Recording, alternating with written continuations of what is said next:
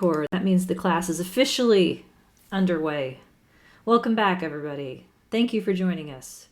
I know you have a choice in attending class or not, and I thank you for being here.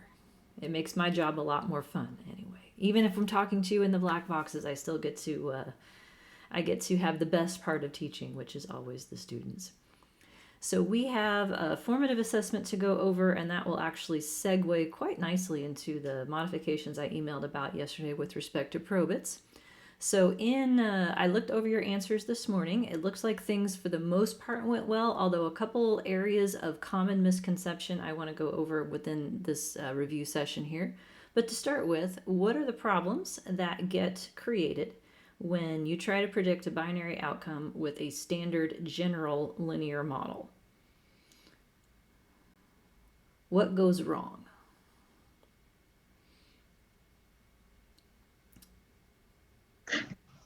Bounds.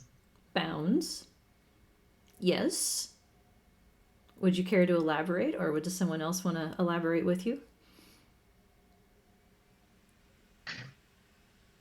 A linear model assumes that there are no bounds for the outcome, where in binary responses, at least, it's either going to be between 0 and 1, and so that can affect the result of the model. Yes. So the issue is that a standard linear model with linear slopes that keep going forever and ever will eventually predict outcomes that are outside the scale of possibility. So a general linear model is designed for outcomes that are truly continuous, where there are no boundaries in what they could possibly be. And whenever you try to fit that type of model to an outcome that is boundaries, you're likely to have impossible predicted outcomes as a result. And binary is a good example of that. Okay, I'm getting the dreaded low system resources message. Can you all still hear me and see me? We're okay so far? Okay, I'm seeing nods, which is good, because when you folks are frozen, that means I'm frozen. So it says, try closing some applications to improve performance. I'm going to try. But I need them all. I've already closed everything that I can, so I am trying. So that's one problem, is that a linear model predicts impossible probabilities for a binary outcome beyond 0 and 1. What else, though?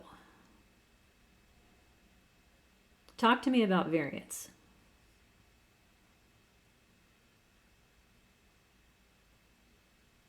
Because, sorry, Gus, go ahead. Okay. The residual variance can't be constant across the predicted values, and that's because the variance is dependent on the means. Yes, indeed. So then the standard errors would be distorted. Yes, ideally the standard errors should stretch and shrink along with the variability that's a function of the mean. But under a general linear model, because it's based on a normal distribution, the residual variance is supposed to be constant. So there's a mismatch there.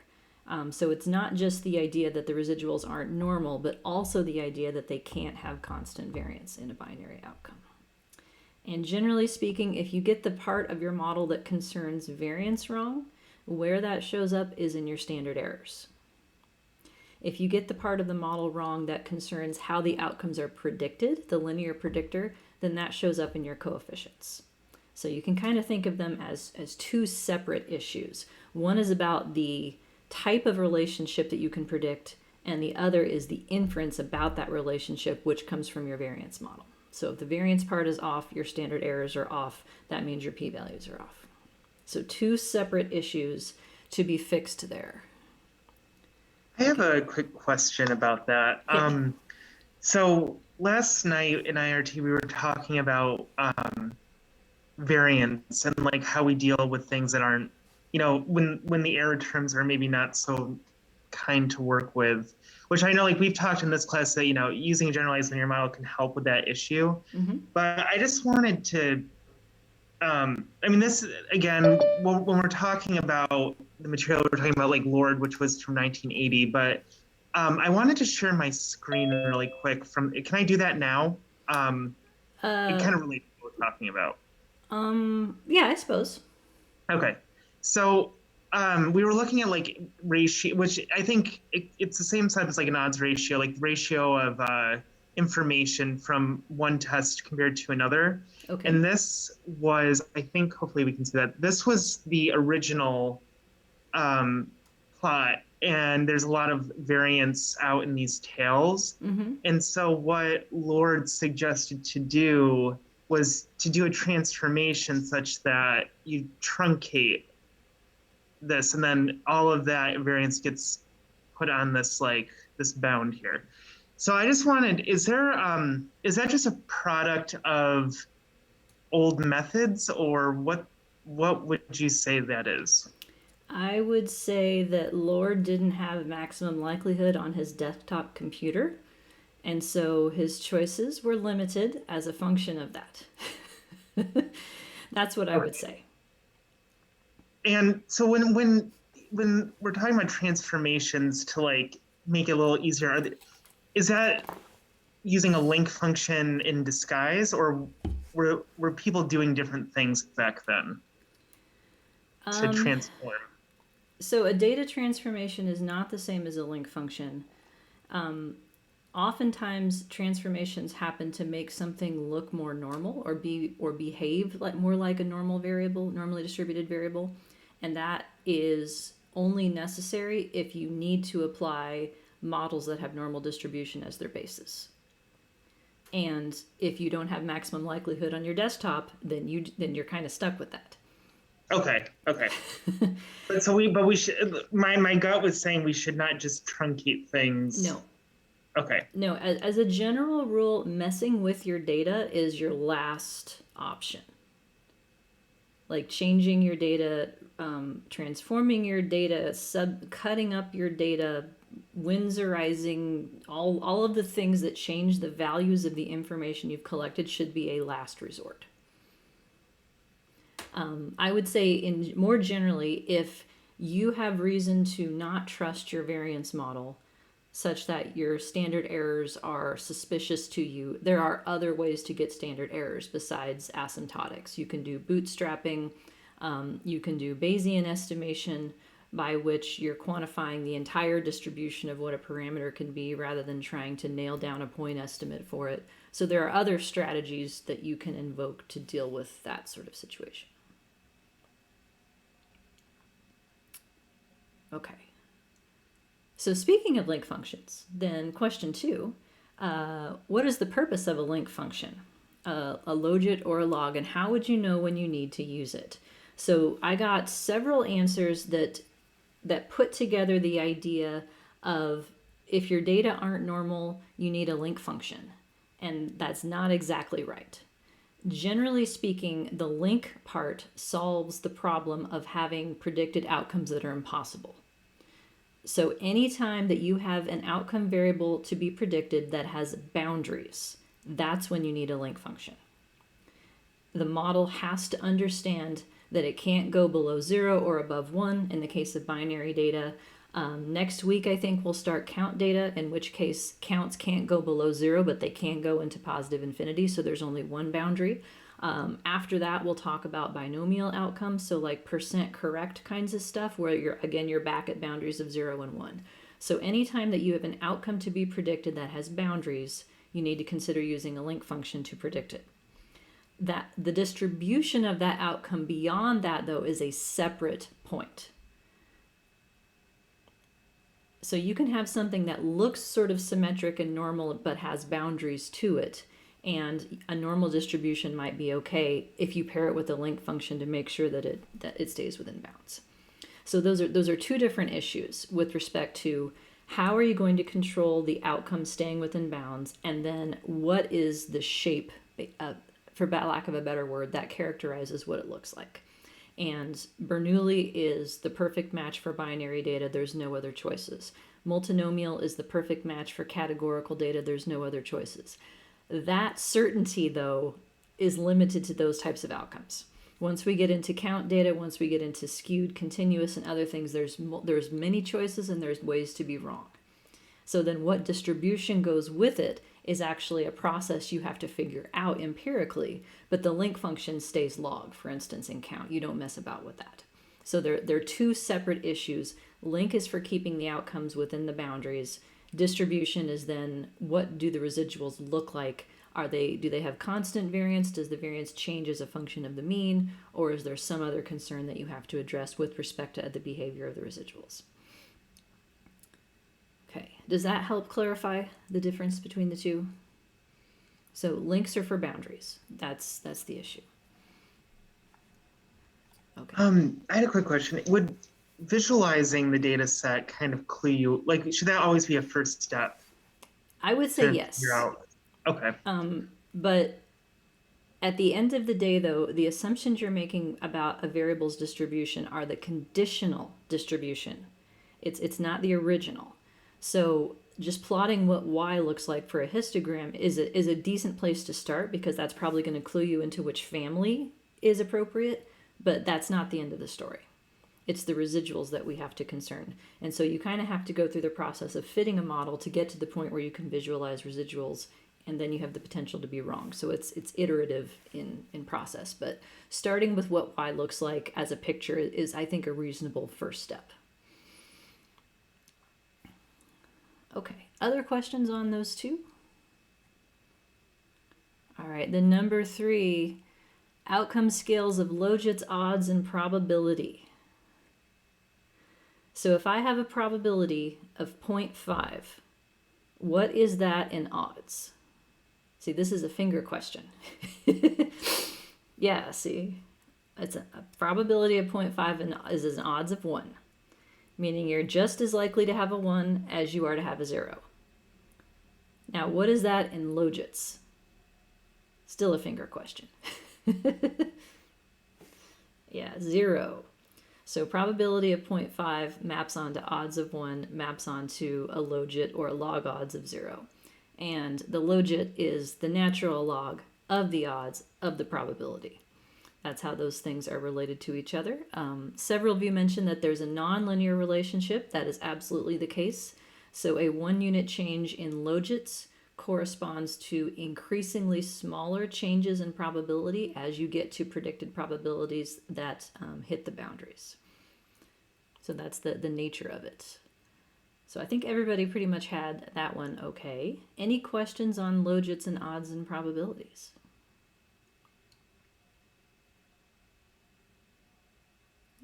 Okay. And I am watching the chat window, by the way, if anyone is feeling shy and wants to send me a DM, as they say. Question 4. What do you say to reviewer 3 who insists that you need to fit a Probit regression instead of a logistic regression?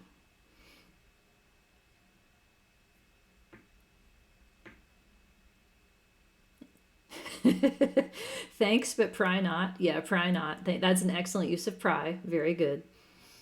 In my slides, to be fair, but now the question is, why pry not?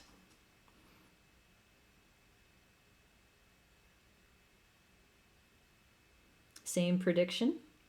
Yeah, at the end of the day, the probabilities that are predicted from a logit and a probit converge onto the same answers.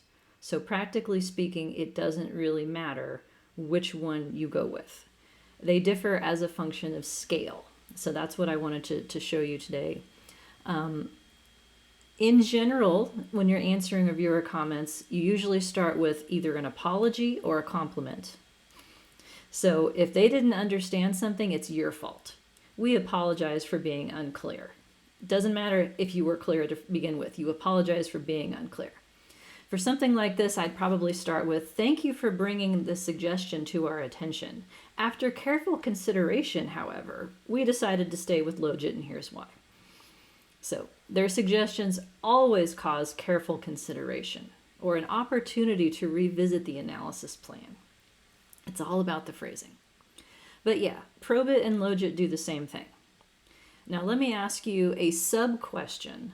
What if reviewer 3 said, I think you should have used a complementary log-log instead of a logit? Now, might they have a point? Is that used when something is more likely to happen than not happen? Yes, Okay. it's asymmetric. And I don't know which is which. I'm going to get the slide out that has it because I still don't have this in my brain, which is which. Complementary log-log is for outcomes in which 0 is more frequent. And the other one is for 1 more frequent.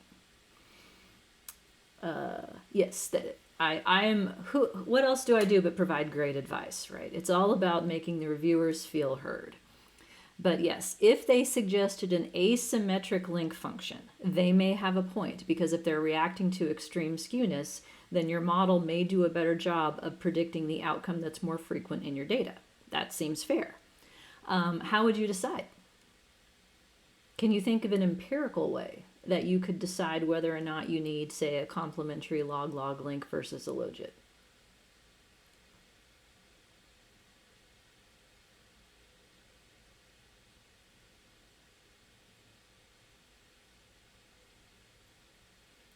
Mean of responses? Yeah, that would tell you if 1 or 0 is more frequent. But in terms of whether or not the model likes it better, let me phrase it that way.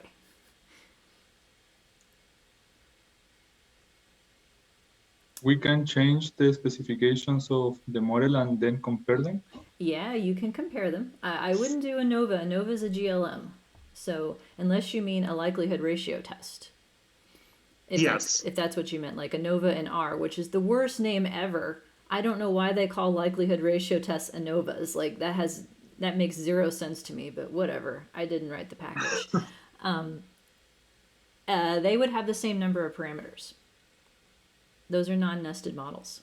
It's a different link function. So you can't do a likelihood ratio test if 2 models have the same number of parameters. But what can you do that's related to likelihood?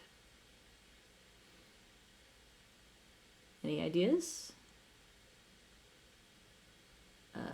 We look at these in my SEM class. We look at these in the multi-level classes. People are nodding. AIC and BIC, yes indeed. So AIC and BIC can always be compared for non-nested models, provided they're based on the same data. You cannot compare AIC and BIC if they're based on different data sets. Everything has to be the same number of cases and the same outcomes and whatnot. So, but yeah, you can use AIC and BIC. They are always scored such that smaller is better, because they are -2 log likelihood plus a correction for the number of parameters in the model. So you can look at AIC and BIC, and you can decide whether or not you want to pursue an alternative link function on the basis of that evidence. You can also look at the results both ways, and if the story is the same, go with the method that is simpler, that more people will understand. So that's one thing about Probit that a few of you mentioned, which I was happy to see, is that Probit is less, I would say, reader friendly because there's no odds ratios. So you have to work harder to convey effect size, and because there's not an easy computation for probability. You can't go e to the logit over 1 plus e to the logit if you're in Probits, but I do want to show you how to do that today.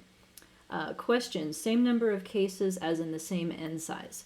In univariate models, yes. So if you're predicting like in a regression context, you would need to have the same number of cases predicting that outcome. If you're in a multivariate context, like an SEM context, the same outcomes have to be in the model. So for instance, if you were looking at the psychometrics of a scale and you had a scale with 10 items and you think one of the items isn't very good, and so you want to see what the fit looks like if you throw it away, then the AIC and BIC are not comparable because they're not based on the same covariance matrix. So as long as everything's on the same scale, because it's literally height, right? So it's the height of the data. If you cut out part of the data, the height has to change. So then they're not on the same metric. But as long as you keep everything constant, then it works. Okay, so I think that was the end of the quizzes, but that sets us up for Probit. So now I can share our screen. Let me see. I'll show you my Excel sheet. Here we go. So I mentioned yesterday, I didn't add it to the example 2A handout, but I did add it to the online files. I reran the last model that we did in predicting a binary outcome. It had 2 interactions in it. I redid that using Probits. And the code for it is literally just find where it says logit and put the word probit in it instead. That's all that has to be changed. So from an analyst perspective, there's nothing different about requesting a logit model versus a probit model. All of the coefficients are in probits instead, and the same rules apply. There's no middle odds, but you can't take a probit slope and turn it into a probability. What you can do is calculate a predicted probit and then back translate that into probability via an inverse link function. So can you all see my Excel sheet here? All right, so here I have on a comparison, this is the solution that we had for this model in Logits, and this is the same solution using Probits instead. So what a probit is the z value under the standard normal distribution that corresponds to the probability to be predicted. So it's z for area to the left. So it's a cumulative function. So you can see that the directions of these coefficients all match.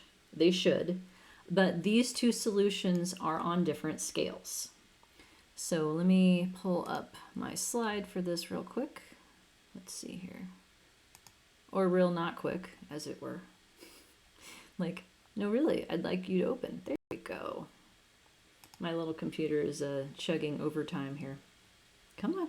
You can do it. There you go. I changed this slide to have a few more words on it, slide 15. Not responding. It's the one that has the definition of probit. Come on. You can do it. There we go. You have to encourage your laptop along sometimes. So I added a few more words here to describe what a probit is, but it's a z value on the standard normal distribution. And the reason that they're on probits and logits are on different scales is because of a different underlying assumption as to what the variability of the response would have been if the response were continuous.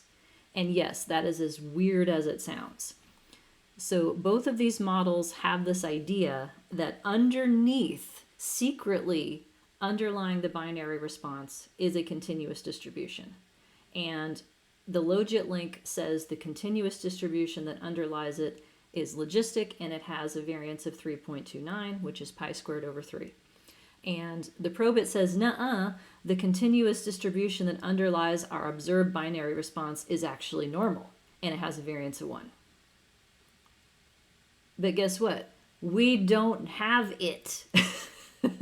Like, there's no way to say which is right because you do not have the continuous variable. You have the binary version. So it's more of a theoretical exercise as to how you scale the model to create an unbounded outcome to be predicted.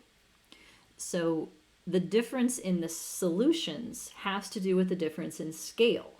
And the scale is arbitrary, so it can be anything. But if you take your predicted, you can either do it to the coefficients directly or to the outcomes. I changed this to say outcomes because I want to get away from the idea of messing with the slopes. You can take your outcomes that are in a logit metric and divide by 1.701. By the way, I had 1.7 up here, and it's actually 1.701. And I know that difference doesn't matter, but to some authors it's a big deal and they want the 01 in there. So 1.701 is the difference.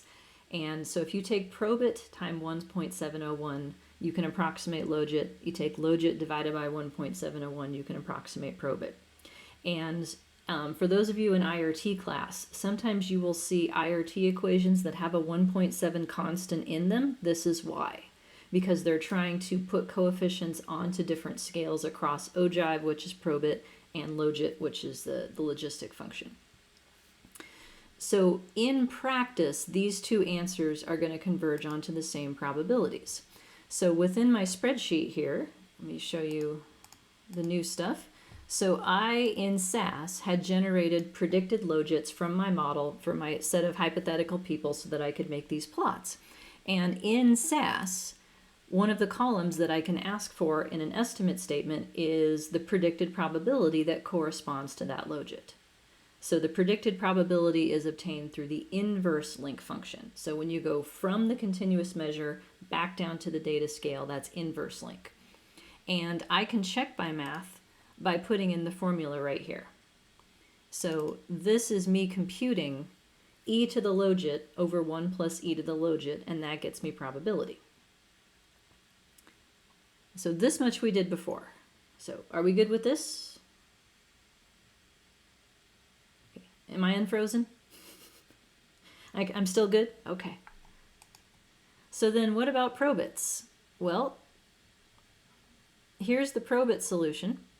And just like I can do for Logits, I can get predicted Probits, and SAS will also convert those predicted Probits to probability.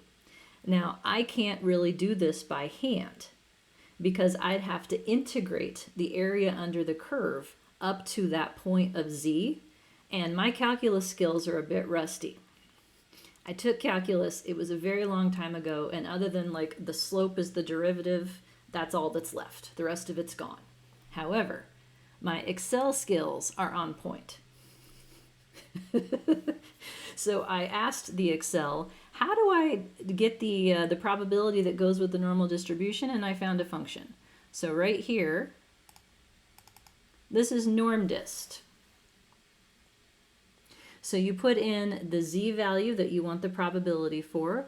You put in the mean of the distribution, the variance of the distribution, or standard deviation in this case, and whether you want it to be a cumulative function. And so that gives me the probability that goes with the z. So Excel will do the integration necessary to convert your Probits to probabilities. So will R, so will Stata, so will SAS. So when you ask for predicted probabilities from a Probit model, this is what it's doing. It's doing the integration for you. And this is the way that I would do it. I know there are computational approximations to integration, like you can do sort of like rectangle the area under the distribution, but I would not do it that way in practice. I would let the computer do the hard math for me. And so these are the predicted probabilities. I also have conversions from predicted Probits to Logits and back and forth. And you can see that they are pretty close to the same, but not exact. But here are the predicted probabilities from the two models, and they differ in the third decimal place. So Logits and Probits get you to the same end result, just through different link functions for what the pretend underlying continuous variable for your binary response is. Okay, I realized I had never actually done a Probit example before, so I had a few questions from folks about this, and I thought, well, why not add one? This isn't too bad. So any questions on Probits and Logits and probabilities? Oh my.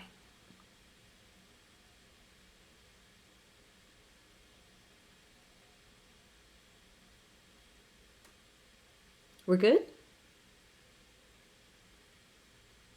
Okay, cool. Then I will shut this down. I don't think I need to save. And we'll pull the other stuff back up.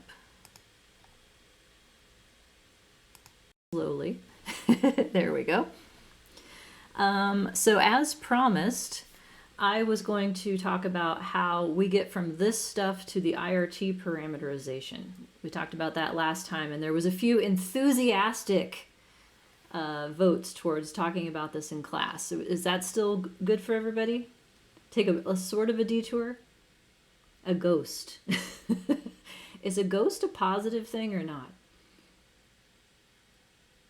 Maybe?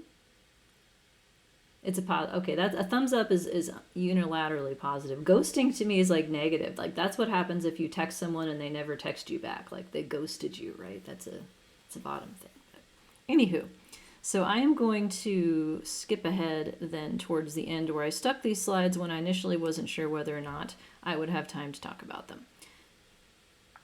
And for those of you who are going to be with me in SEM this fall, I will be talking about this then. So if it goes by too quickly or if you don't feel like paying attention right now, you'll get to see it again. All right, so I'm on slide 31. There we go. Maybe. Let's see if I can, I'm going to shut down the web page here. That's probably, there we go. Hopefully that'll work. Okay. So we are talking about the conversion from regression into models in which, rather than having an observed predictor, you have a latent trait as a predictor. So the world of confirmatory factor analysis, structural equation models, item response models, and item factor analysis. All of these are linear models where the predictor is an unobserved latent trait. So you believe that it exists in your heart of hearts, you just don't have a way to measure it directly. So, someone's ability, someone's attitude, someone's capability, someone's preferences, there's all kinds of different latent traits in the world. In an educational measurement context, it's usually like, math ability or science ability or something. Across the street over in psychology, you might measure neuroticism or anger issues or, depression, anxiety, things like that. So it's the same idea no matter what kind of trait you have. And all of these models presuppose that the latent trait is a continuous variable and that it's normally distributed, and that if you have a model with multiple traits in it, a multidimensional trait model, that they are multivariate normal distributed. So all of the link function prediction stuff is with respect to the outcome, not with respect to the predictors. So on slide 31 here, the big difference, X in my notation, by the way, item is I and S is subject in that class, so the notation's a little different. Normally I reserve I for individuals for subjects, but I need it for items in that class. So X for a subject is observed, but I use an F for their latent factor. So all of these words mean the same thing. Latent trait, latent factor, latent variable, latent construct, theta, true score, factor score. Like all of those are getting at the same idea, and I just call it F. So step one is to get the parallel between a linear regression model, so a general linear model in this case, and a confirmatory factor analysis model, which is also linear. So if you just look at these things, they are literally the same if you swap out the notation used. So beta 0 for an item, so this is an equation that describes multiple items being predicted simultaneously. So it's a multivariate model of multiple item responses. So Y for an item for a subject, each item gets its own intercept. In these models, that's given by this mu looking thing here. And each item gets a slope. So beta 1I is for each item. X is observed in regression, whereas in this model, it's the slope for F, and it's lambda instead. But lambda is the same thing. It is the expected change in the item response for a 1 unit change in the factor. So the factor is the predictor. And if you're fitting a standard confirmatory factor analysis model, that assumes that E is just like the E in regression, normally distributed, independent, after controlling for theta, and constant variance. So these two are the same except for what is the predictor, latent F or observed X. Okay, with me so far?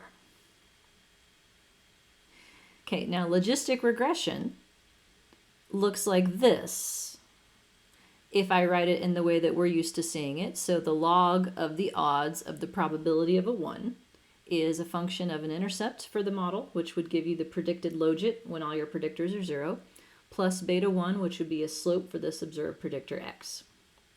So then why is it that the analog to logistic regression, the IRT model, looks so damn different than this? Like they look like they're not related at all. So here's how we get from one to the other. In the same way that you can go from linear regression to CFA, you can indeed go from logistic regression to IRT. There's just an intermediate step that you have to go through first. Okay.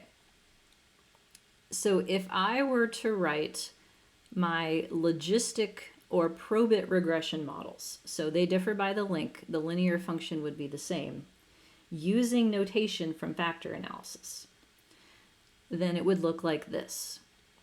So the second part of it is exactly the same. We have lambda, that's a slope, and it says how the logit of the item response increases for a 1 unit change in the latent trait. So that part's the same. But then we end up with this thing right here, a minus sign out in front of what should have been the intercept. This thing right here is a threshold.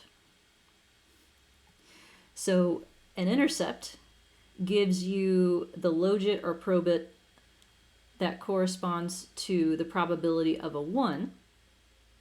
A threshold gives you the logit or probit that corresponds to the probability of a 0. So intercepts and thresholds are backwards.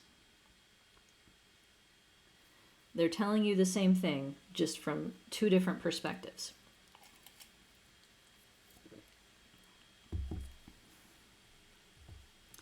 So that's the first piece here. Now, why do I have it written this way? Why not just have an intercept? Well, it's for correspondence with the IRT version here, in which it's theta, which is my f, minus b. So the idea is that what we want to end up with is an intercept-like parameter for location, in which higher values mean that the item is more difficult. So that is where the negative sign comes in. And so when we write the same type of model as factor analysis, we keep the minus sign in front. So then there's one more step to get to here, and it looks like this. So we can write this A times theta minus B, which is the IRT model here, in a linear models fashion with this conversion. So minus A times B is the same thing as minus the threshold, and A is the same thing as the loading. And here are the formulas that you can use to get back and forth as a function of the latent traits mean and variance. So there's basically three different ways of writing a model to predict item responses from a latent trait. You can write it using a slope and an intercept. You can write it using a slope and a threshold. Or you can write it using an A and a B. And here's a picture that helps to put all of these things onto the same mapping.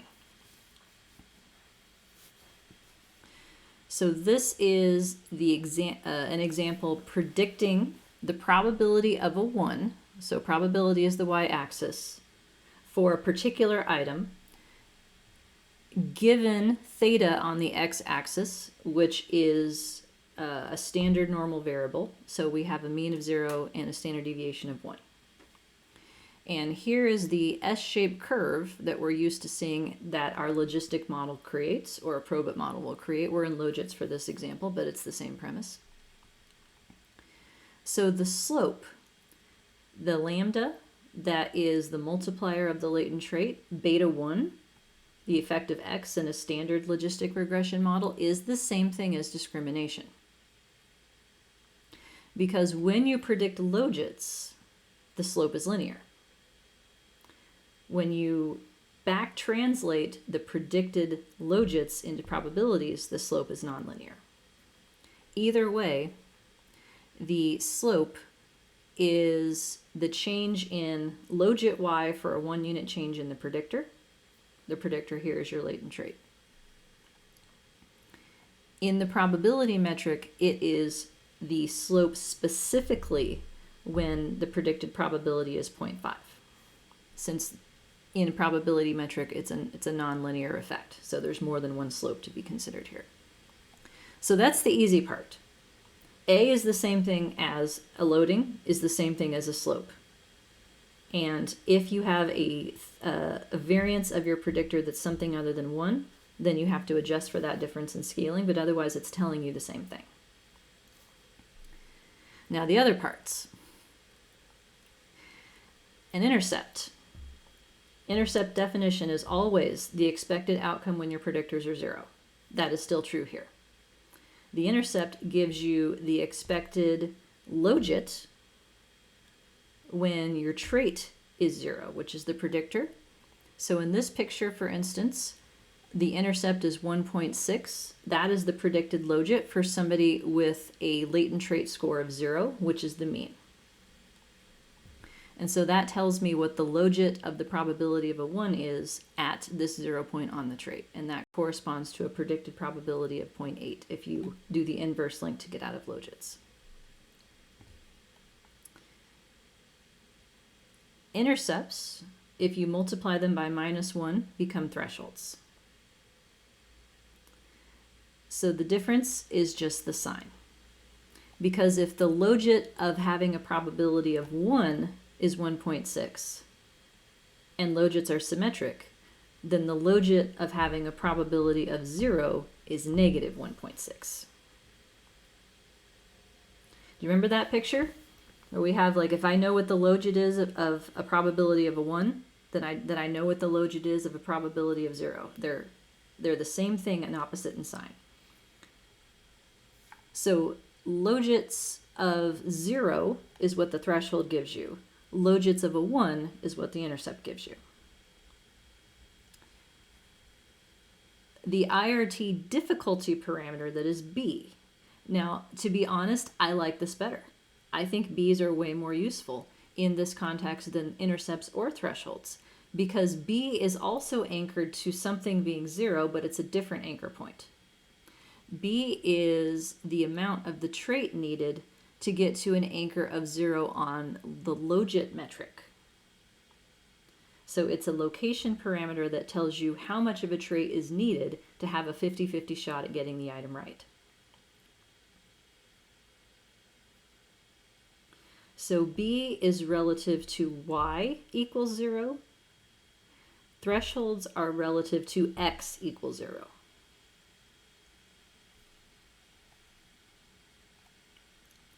So you can write the same model these 3 different ways, depending on what you do with respect to your location parameter.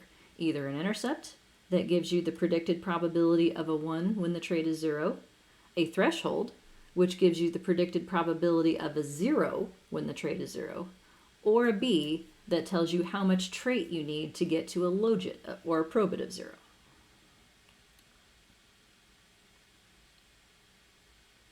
Now, what's crazy about these thresholds is that even though the threshold gives you the probability of a 0, the rest of the model is predicting the probability of a 1. They don't match. I hate thresholds with the fire of 1,000 suns. So in my world, I would just talk about intercepts and slopes, or A's and B's, but unfortunately software will give you thresholds instead of intercepts, and you'll just have to know that and deal with it. We have a question. So if we logicized these values, would we see intercepts at A and B? I do not understand the question. So, so when you're saying, like,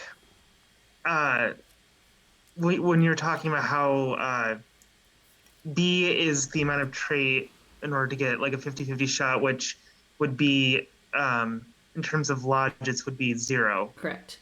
Then it would, like, if we regenerated this picture, but we did logits instead of probability, then there would be a straight line, and the intercept, the y-intercept would be the B value? If we redid this picture so that the y-axis was logits, the line would be straight. And the slope, That's true. Okay. and the slope of that line would be, in this example, 4.3. So a 1 unit change in the trait corresponds to an increase in the logit of getting it right of 4.3. Okay. So I got that much. Now what was the second part of it? So what would if it was a straight line, we applied that, what would the y-intercept be? If what it would were, that correspond to? So the straight line, it would still be the same. It's just that the line would be straight. So all of these parameters are in logits. Like that's the metric that the model is scaled in. Okay. Yeah.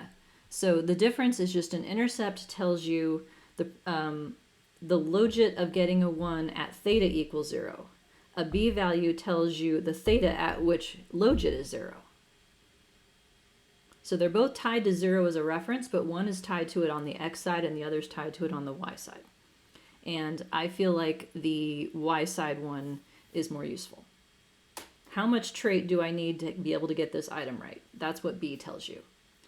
The logit of the probability for an average person is what intercepts tell you. And then thresholds are just thresholds are used so that the direction is the same between B and that. So intercepts are easiness parameters. The higher the intercept, the more the logit is of getting it right. That means it makes it easier. So bottom line, big picture. When you think about doing factor analysis to evaluate how well a set of items measure a trait, traditional factor analysis is designed using the normal distribution and a linear slope. So when you try to do factor analysis on items that have boundaries, such as a binary item, such as ordinal items, then you run into the exact same problems that we're trying to solve in this class.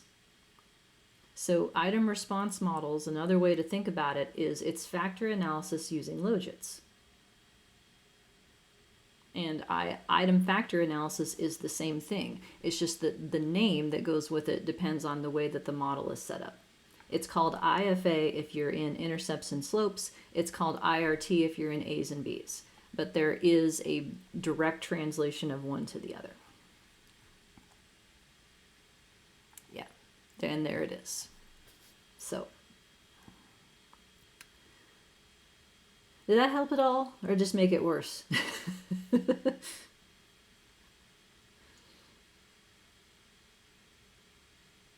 Help a little bit. Okay, other questions?